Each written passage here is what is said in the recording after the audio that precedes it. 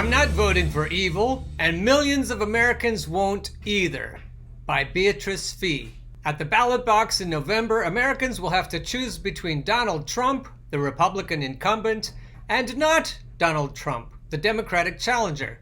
Despite the fact that they overwhelmingly voted for our former vice president in their primary, the Democrats are afraid of running the actual Joe Biden against Donald Trump, a Wall Street lackey with an unsavory record in the Senate and Tara Reade's claims of sexual assault. Although they're probably right that Joe Biden is marginally better than Donald Trump, a comparison that gets hazier with every new headline, the Democrats have utterly failed in salvaging some greater appeal that Joe Biden has.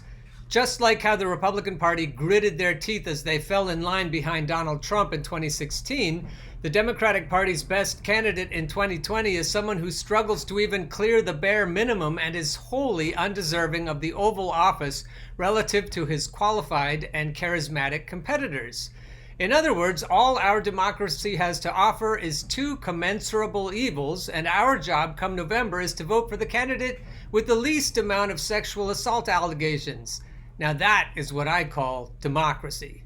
I remember how millions of Americans spent the last 4 years waiting for the day that the Democrats would oust Donald Trump from the White House and leave him on the ash heap of history where he rightfully belongs. However, we were profoundly disappointed with their efforts in the last 2 years. Not only did the special counsel investigation led by Robert Mueller hardly indict him, but the Senate acquitted Donald Trump, a victory, on the question of impeachment. In the wake of their failure in Congress, the Democrats told us that they'd clearly deny our current president a second term in the general election anyway. Yet, after a conflicted primary with over 24 active candidates, the Democrats offered the best and brightest of their party with Joe Biden. Joe Biden? Joe Biden? The Democratic establishment didn't go for a well-experienced pragmatist like Amy Klobuchar or even a charming wunderkind like Pete Buttigieg. Instead, they went for the man who was perhaps the least deserving of being the nominee compared to any of the other frontrunners who ran circles around him on the debate stage and led more dedicated campaigns on the ground than he ever could. Unsurprisingly, the rest of the Democrats, including those who once opposed him, have given Joe Biden their unconditional support. Even Bernie Sanders, who ran a campaign stressing his paradigmatic differences with our former vice president, immediately endorsed him. Rather than use his progressive base, a coalition of young and working class voters, as leverage against Joe Biden to gain policy concessions, Bernie Sanders instead sold out right away and gave up his one chance for moving our presumptive nominee closer to the left. He was no longer willing to risk his reputation by being divisive for the sake of having important conversations about the issues that matter to us. What leftward opposition Joe Biden once had, whether from Bernie Sanders or Elizabeth Warren, no longer mattered in the end because the so-called progressives who promised to fight on our behalf were going to back him anyway without a question. Yet despite the Vermont senator's surrender, many of his supporters are still unwilling to budge. According to a USA Today Suffolk University poll, 22% of Bernie Sanders supporters are either considering voting for a third party, voting for Donald Trump, or not voting at all. I can't blame them. After all, Americans weren't happy to begin with about having to vote for the lesser of two evils in 2016. Some of them were thoroughly unconvinced by Hillary Clinton's campaign, and many even deserted their party to vote for a man who vowed to burn the house down. Again, can I really blame them? There were many Democrats who reliably supported Barack Obama in 2008 and 2016, yet all they got in return were taxpayer-funded corporate bailouts and the further deindustrialization of the Rust Belt. With thousands of dollars in debt to their name, an unemployment check in their hands, and no food on their tables, the Obama to Trump voters couldn't bring themselves to vote for Hillary Clinton, a woman who made millions of dollars giving speeches to bankers on Wall Street. Many of them thought that 2020 would be different, but they could have not been more wrong. As they look on this year's general election, the Obama to Trump voters will have to make another difficult choice in November. Will they vote for another corporatist who aided and abetted the Obama administration they've come to resent, or will they vote for another corporatist who says that he'll make America great again? They'll vote for who they consider to be the lesser of two evils, Donald Trump. While Joe Biden can probably garner the votes of desperate Americans who'll support anyone who is not Donald Trump, which is, to be fair, a large voting bloc consisting of many Democrats and even some Republicans, our current president is totally leading Joe Biden with regard to general enthusiasm among their respective bases. In an ABC News Washington Post poll from March, only 24% of Joe Biden supporters are exuberant about their candidate, the lowest of any Democratic candidate in 2 decades, compared to 53% of Donald Trump supporters who are overly gleeful of theirs. Though Donald Trump's approval ratings have taken a hit due to his failed leadership amidst the COVID-19 outbreak, they won't necessarily reflect overwhelming support for Joe Biden on Election Day. Many people just won't take up the choice to pick the lesser of two evils, as 2016 showed us. There are millions of voters who would much rather vote for a third party or stay home. Though they dislike Donald Trump as much as anyone else, they just aren't enthusiastic enough about Joe Biden to show up.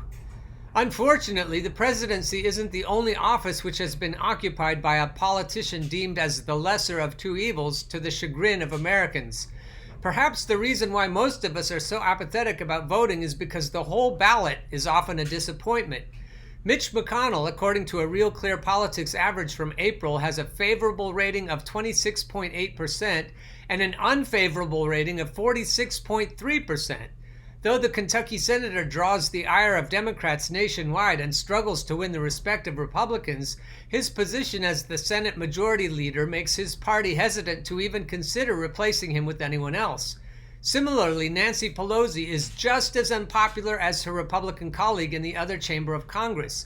Polling data from Real Clear Politics puts our Speaker of the House at an average, she's not my Speaker of the House, puts your Speaker of the House at an average favorable rating of 36.3% and unfavorable rating of 52%. In other words, 2 of the most important positions in Congress, the Senate Majority Leader and the Speaker of the House, are filled by 2 of the most disliked politicians across the board who make Donald Trump's ratings look good in comparison. The fact that our Senate Majority Leader proclaims himself to be the Grim Reaper, our Speaker of the House indulges in $13 ice cream while she fails to provide pandemic relief, and our choices for the presidency are 2 men with sexual assault allegations should be indicative of just how broken our democracy is. I'd expect the most powerful offices on Capitol Hill to be occupied by politicians who can cut deals across the aisle, put country over party, and otherwise serve as outstanding examples of government in action. Inaction.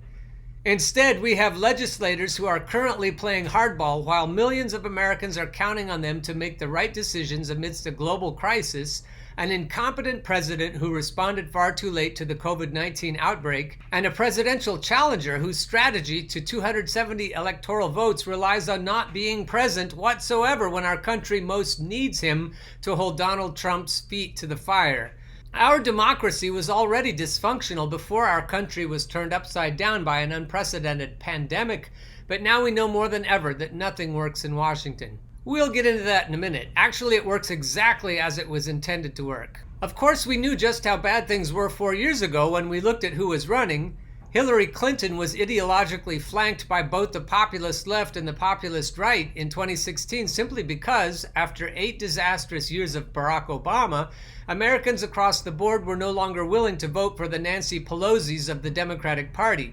When the establishment consistently bends the knee to Wall Street and fails to represent the working class, I get less and less surprised that millions of people turned out in droves for Donald Trump. However, I am far less surprised that Bernie Sanders, who ran on radical initiatives such as Medicare for All and a Green New Deal, came as close as second in the 2020 primary of a party that has never respected his ideas. And I am not surprised in the slightest that Alexandria Ocasio-Cortez was able to oust Joe Crowley, a high-ranking Democrat in the House, second to Nancy Pelosi, in 2018 as an outspoken Democratic socialist. As the last 4 years have shown, Americans are longing for change, and they'll either vote for fascist demagogues like Donald Trump or progressive champions like the Squad just because they've been so routinely disappointed by what the center has or doesn't have to offer them.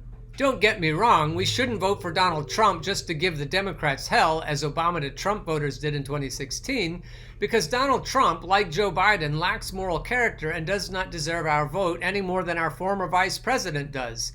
Instead of casting our ballots out of spite, voters should start asking their candidates the important questions about what the presidency entails and condition our vote on whether or not they meet our threshold for the position. Well, let me tell you right now, neither of these assholes is going to offer you anything like what you'd need to vote for them. Ever, ever, ever. What will Joe Biden do to help me pay off my student loan debt from medical school? Would Joe Biden support or veto Medicare for All if the bill was brought to his desk in the Oval Office?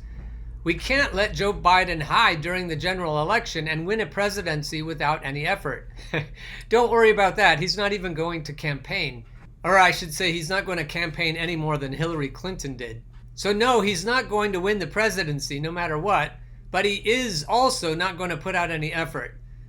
He does have to answer for his campaign and what he stands for, especially in light of Tara Reade's sexual assault allegations, which have raised even more pressing questions about the man we're running. I'm not running him. Rather than voting blue no matter who and letting the Democrats make a mockery of our democracy, we have to remind our party that we have standards and aren't afraid to apply them to the man running for the most important executive office in our country.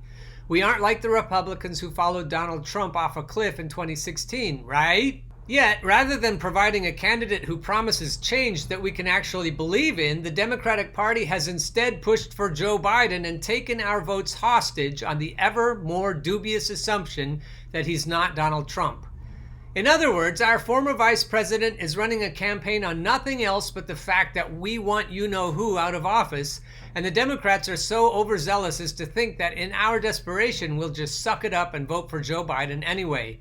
How stupid do they think we are? I am done with having to choose between blue and red evils at the ballot box as if they will lead to profoundly different outcomes for our country.